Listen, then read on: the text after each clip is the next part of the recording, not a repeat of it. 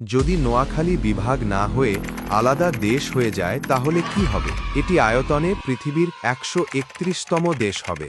দেশটি আয়তনে Brunei, Luxembourg, মাল্টা, cypress অথবা বাহারাইন থেকেও বড় হবে।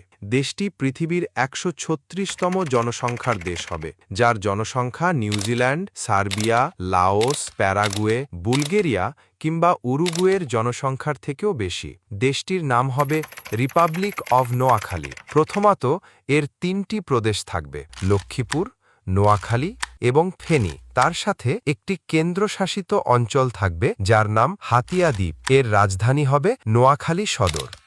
এটি প্রতিবেশী বাংলাদেশের কুমিল্লা বিভাগ, চট্টগ্রাম বিভাগ আর ভারতের ত্রিপুরা রাজ্য এবং বঙ্গোপসাগরের সাথে সীমান্ত শেয়ার করবে। নোয়াখালী বাংলাদেশ থেকে আলাদা হয়ে যাওয়ায় বাংলাদেশ দুই ভাগে বিভক্ত হয়ে যাবে। দেশটির জাতীয় ভাষা থাকবে নোয়াখাইল্লা এবং মুদ্রার নাম টাহা।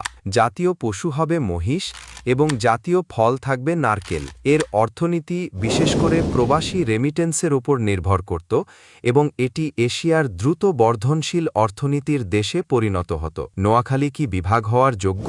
কমেন্ট করুন। ভিডিওটি